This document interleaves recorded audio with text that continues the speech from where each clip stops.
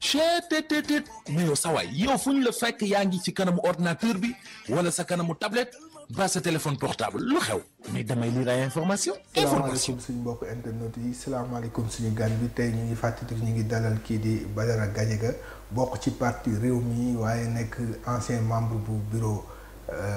mouvement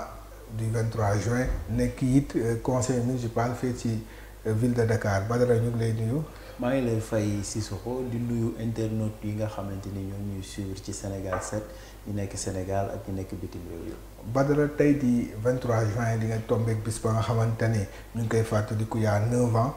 ñii di askanu Sénégal génnoon nañ pour xeex benn projet de loi ba nga xamante ne kii di président Abdoulaye Wade mi ngi ko doon proposé pour waa assemblée nationale voté ko 9 ans après ban jàngat nga ci am. waaw 23 juin 9 ans après un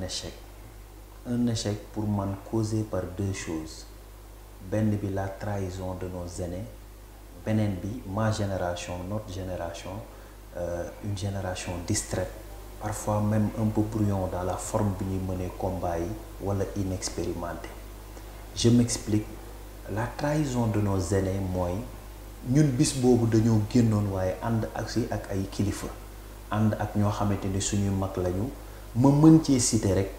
ki nga xam ne tey mooy président Sénégal di Macky Sall mën cee citer ki nga xamante ni mooy le président Moustapha Niasse bi nga xam ne tey moo jiite Assemblée nationale kii di président bi ki yor première institution ak deuxième institution wu dëkk bi tey ñu gis ni Moustapha Niasse boobu tey dirigé di président Assemblée nationale moo yoroon xeer bi doj bi taxaw ak ñun ci buntu assemblée ñuy wan député bi ni yéen askan wi leen faloon pour ngeen légiférer ci turam askan woowu tey wóolootu leen te boo leen naree voté projet de loi bi di car bloquant bi ñun dinañ dugg nangu li ñu leen joxoon Moustapha Niasse yor doj wu rëy taxaw ci biti ànd ak ñun di xeex ñu dem ba jamono ñëw ñu dindi fa ñooñu installé leen fa ñoom Moustapha Niasse mi nga xam ne moo yoroon doj wa ak Macky Sall mi àndoon ak ñu nekk président tey ñu installé li ñu naan une majorité mécanique ba député mën a taxaw ci diggu assemblée nationale 12e ak 13e législature bi mooy yi gën a bon presque ci ñu gisagu te Benno Bokk Yaakaar waral ko ndax député bu mënee taxaw assemblée nationale taxaw ci kaw perchoir bi taxaw ci pupitre bi moom mu ni man député Macky Sall laa duma député askan wi li ngeen may jox duma ko sax xool bu ñëwee rek ma voté ko ndax man président laa fi toogal ñu gis ni li ñu doon xeex mooy pour respiration démocratique pour maanaam assemblée bi nekk assemblée wu peuple bi waaye ci 12e législature bi ci lañ njëkk a gis vote sans débat yi moom toll noo xamante ni ñun mësuñu koo gis ci la ñu njëkk a commencé tënk opposition bi ni opposition bi du am groupe parlementaire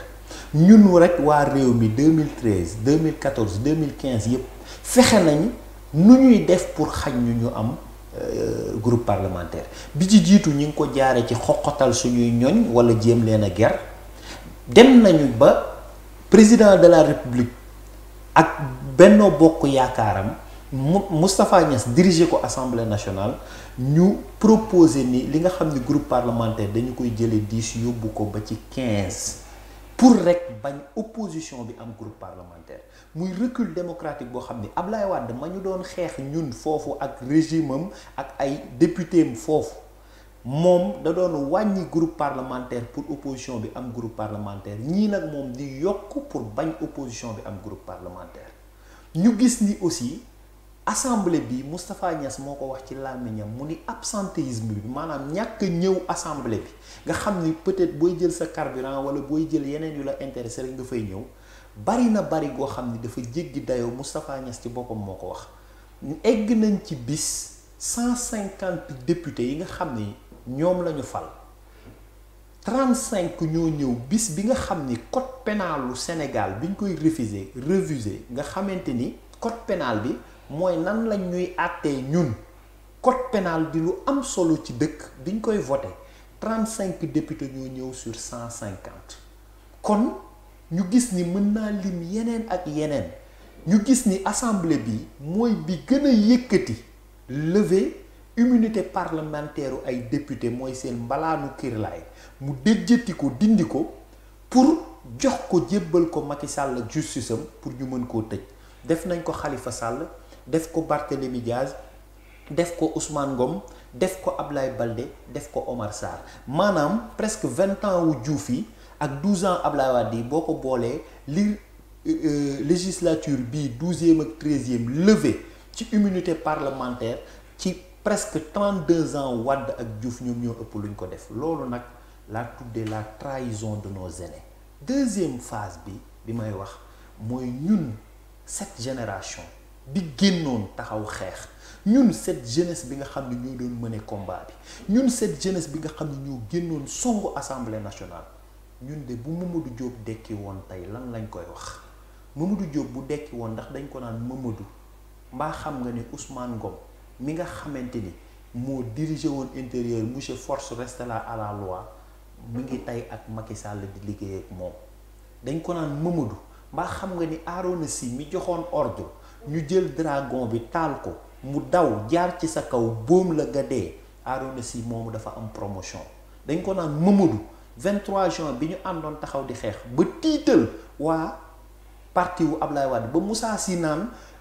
ñun de fi ñu toll di lii ku ko ci voté mën nga cee ñàkk sa bakkan ndax xale yaa ngi ci biti man Abdoulaye Wade jaraluma loolu Moussa Sy boobu tey lañ def PCA port mu rejoindre Macky Sall ndax dañ ko naan Mamadou Moustapha Niass mi yoroon doj wi yoroon xeer wi ñu ànd ak moom di xeex mooy président assemblée bi ñuy toog tey naan fii assemblée Macky Sall la ñun lu ñu Macky Sall jox ñu voté ko. ndax Mamadou Diop bu dekki woon tey wala Fodé Ndiaye mi nga xam ni policier la woon. nekk ndaw ñëw di défendre li ñu ko sant muy liggéeyam ñu boom ko moom it mu ñàkk bakkanam ndax ces 9 jeunes sénégalais yi ñu ñàkk seen bakkan ndax ku mel ne man Badara Gadiaga bi nga xam ni def naa 17 jours dik ñu may entendre def naa 16 jours fanaan ci kaña yi commissariat central ñu teg ma fa ci commissariat central téye ma fa ma am presque 5 retours parquet man ak Thierno Bocoum ak ña ñu àndaloon ñu yóbbu ñu rëbës tëj ñu fa te mësuñoo amee nit 100 francs ci mim réew lépp doon loo xam ni dafa tënku ci ñu àndoon nag ñoo xam ne suñuy aîné la ñu egsi au pouvoir wóolu leen ñu wor ñu tey ku mel ne Mamadou Diop bu dekki woon wala fu mu nekk di ñu xool bis bii tey war nañoo am gàcce man nag damaa jàpp ni bis bi fi may daaneele mooy bis bi du bis ñun bu ñu mën a célébrer ti kontaan ndax bis bi bu egsee ñun dañoo war a d'accord ni on a fait une erreur évolution n'est pas révolution évolution n'est pas révolution wante au-delà de ça def nga taxaw seetlu def nga jàngat bi yan perspective lañu war a am comme nee nga évolution n'est pas révolution nan lañu war a def ba yegg ci révolution bi waaw bokk na ci li ñu war a def mooy déjà combat bu ñuy mëneeti ñu xam lan moo ko sooke ba pare xam lan mooy jeexital bi waa Sénégal tey bu fekkee ñun dañuy waxtaan nit warul toog rek ay lobby alimentaire la wala ñu ñëw rek lu jóg rek Sénégal gis nga am na leader bu mag bu doon wax ni quand tu n'as pas de vision tu souffres de l'immédiateté Sénégal tey ci politique quotidienne maanaam la ñu nekk da ngay gis actualité bu am tey 8 heures balaa midi beneen actualité dindi ko ñu fàtte bii dem ci beneen waa tey daawu ci heure bii wala boog ay weer ci ginnaaw frère Macky Sall jëlul loo xam ne pétrole Sénégal magam presque dénk ko mu ànd ak délinquant bu tudd Franck Timis ñu ëkkatal ko ba ñu dindi ko CDC yóbbu ko commencé koo entendre waa loolu tey fan la mujj waa ArcelorMittal fan la mujj waa Necotrans fan la mujj waa tey Batiplus bii ñuy wax ëllëg fan lay mujj bi ñu commencé wax Batiplus fàtte nañ ak lii mi ñu doon wax démb rek en fait Sénégal waxatuma la sax politique quotidienne mais par horaire la maanaam diggante 4 heures de temps on peut changer de combat. ma gëm ni suivi dafa war a am ci combat mais Badara est-ce que loolu aussi c'est pas la faute aux hommes politiques ñoom ñooy def ce qu'on appelle de l'activisme politique nga xam ne chaque instant ñu génnee benn kii bu bees. waaw moo tax ñun nous avons toujours refusé d'être des activistes politiques xam nga li nga war a doon acteur bu ci nekk commentateur je le répète li nga war a doon acteur bu ci nekk commentateur nit bu demee ba tollu fenn fi ci àdduna dafay def li ñu naan taxaw seetlu tey 23 juin bu ñu defee taxaw seetlu mooy c'est un échec. Si Mamadou Diop ak Fodé Ndiaye bu ñu ñëwoon jàkkaarloo man Badara Gadiaga tey dinaa am gàcce parce que dinaa ko ni la ñu doon xeex mooy li olof wax daw daay tàbbi jëmb ñun lañ doon xeex on a eu pire maanaam waa PDS tey bu leen neexoon moment bi ñu toog di ñu ree ndax li am assemblée nationale tey ñun dañu war a xool combat yi ñu nekk di mëne lan mooy wax naa la ko léegi sabab bi waaye lan mooy jeexital fan moo war a nekk jeexital jeexital boobu nag tant que tooguñu ñu am cadrage ñu bañ a bàyyi forme bu brouillon bi ñuy combattre nga xam ni mën nañ def sujet léegi benn fan suba ñu fàtte ko wala même mooy li ma lay wax sànq une jeunesse bu dem ba une question aussi importante que pétrole au Sénégal mais est-ce que xam nga léegi ça devient de l'humour ñu tëgg waaye Alioune Faye ñu suñu 400 000 wala binde ko nale wala ñaari humoriste wax ci ça fait rire et ça passe et pourtant ça ne doit pas faire rire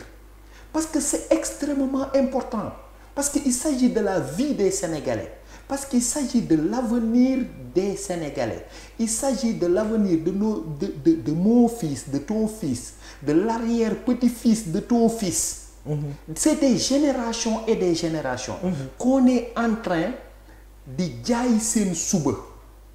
loolu nag ba kañ lañ koy seetaan ñuy mëne combat yoo xam ni bu ñu nee léegi nii nañu wax ci Petro-Tim dans 2-3 mois ñu mën koo fàtte on passe à un autre combat te combat bii ñu nekkoon amuñu ci ndam bii fañ koy tàmbalee lañ koy fàtte léegi dali ci beneen ok loolu mooy sa seetlu waaye du ñu daaneel te waxuñu ci sa leader muy président Idrissa Seck askan wi placé woon ko 2e ci élection présidentielle yi ñu génn fan yële mu génn fii wax benn kàddu bu ñëpp jàpp mooy ndox buy fay daay jaruta segg waaye ñu gis ni ci gestion wu Covid-19 bi am na ci ay soox yu bari yu ci sooxee te boobu ba léegi déggaatuñ ko fi yéen waa parti réew mi lan mooy seen point de vue ci gestion bu xaw a gàll goog si boobu. waaw xam nga je veux dire olof dañu kenn du joxe bopp rocci làmmiñ nit boo ko joxee loi d'habilitation 3 mois la war a def bu 3 mois jeexee li leer mooy évaluation dana am mais dangaa wax lu am solo mooy ndox moom fi ñu toll nii mooy problème mu Sénégal et man quand j'ai écouté le ministre Serigne Mbaye Thiam mu wax démb dans une télévision de la place j'ai eu encore dama gën a tiit parce qu'il nous parle fii ak mois de décembre monsieur le ministre est-ce que vous êtes au courant que fi ñu toll nii la pandémie bi am dans le monde le président de la République du Sénégal dans une vidéo bu muy relever défi beneen moroomam président dafa jubal ba ci robinet mu ubbi di raxasu monsieur le ministre dans ton pays monsieur le président Macky Sall dans votre pays ndox amu fi Dakar les gens n'ont pas d'eau si nous n'avons pas d'eau nan la ñuy mën a sete pour endiguer feebar bi nga xam ni am na ñuy ñaan état bi di exiger même l'état mu gaaw régler loolu je pense que nag concernant mon leader comme je l'ai toujours dit il a été toujours proactif il n'a jamais été dans la réaction te insha allahu rabbi lépp lu concerné Sénégal bu waxtu heure ak moment ba jotee dina ci prononcé wu incha allah kon boobu mbokk Sénégal ñu xaar bu baax jour ba nga xamante ne kii di président Idriss Seck dina wax li ñu war a concerné ñun ñëpp Badara Gadiaga ñu ngi lay sant di la gërëm di gërëm suñu ñi ñuy seetaan ci Sénégal 7 TV di leen jox dig daje beneen yoon merci je pense que am nañ ITV mais